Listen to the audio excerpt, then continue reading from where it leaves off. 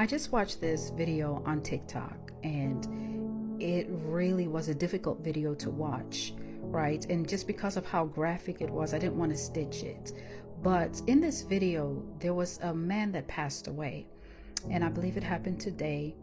And what happened was, you know, one of those trucks, those work trucks that have like cement, like the mixer, it fell on top of his car and totally crushed his car.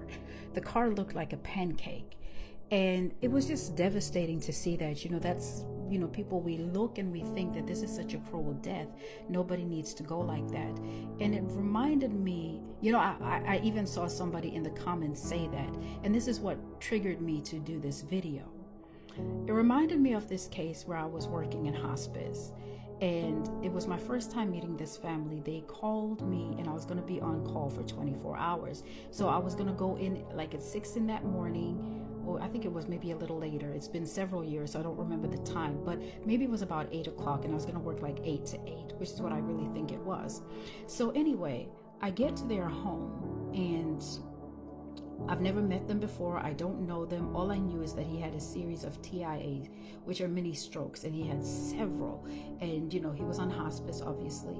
And, I was going to go there to just be with the family as he transitioned. So I go in there and I notice there's a lot of Bibles. There's a lot of things that make you feel like this is a Christian family, as well as the atmosphere and the spirit that was in that home. It was very calming. It was very beautiful.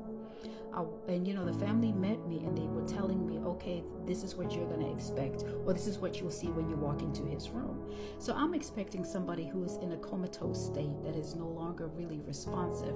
But when I walked in there, they were like, hey, Dad, Joy is here. She's going to be helping us take care of you. And he turned, right? And I may move my head, but that's just because I'm reliving this as it happened. But he turned and he leaned out of the bed, which was this direction. And he was like, you're the one I've been waiting for. That freaked me out.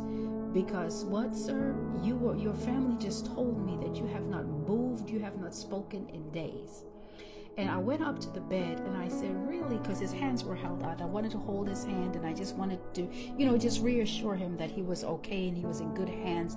And I just, that's just what I do. So I'm going there and I'm taking my time talking to him, and he's, telling me how much he's been waiting for me and he can't wait. Mind you, he has this huge smile on his face and he is just so happy that I'm there. And then he said to me, and he was pointing to the right? So I'm focusing here, but he was like, do you see her? Isn't she beautiful? And I'm like, who is it, right? And he said, she's my wife. She's here. And the family in the room were just looking at each other like, oh, here he goes talking crazy again. But I don't invalidate what the patients say at this time, because they see what they see.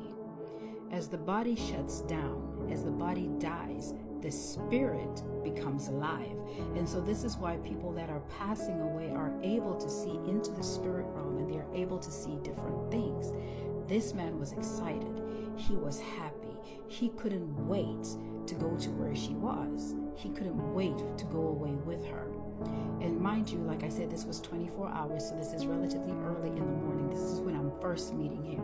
So we go through the day where he goes through the various parts or phases of being in the active dying stage, and a lot of things happened.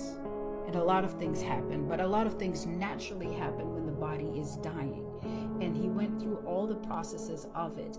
And throughout all of this, his family's telling me about the type of man that he was, how he loved the Lord.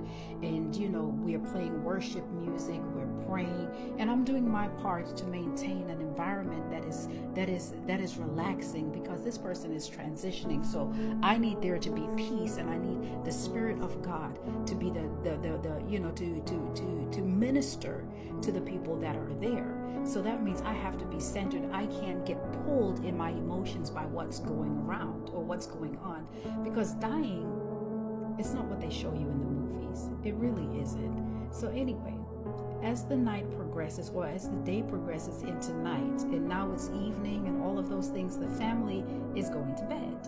And so it's just me and him in the room. The whole time the family's been there, I've been sitting, I've been talking, I'm doing my job.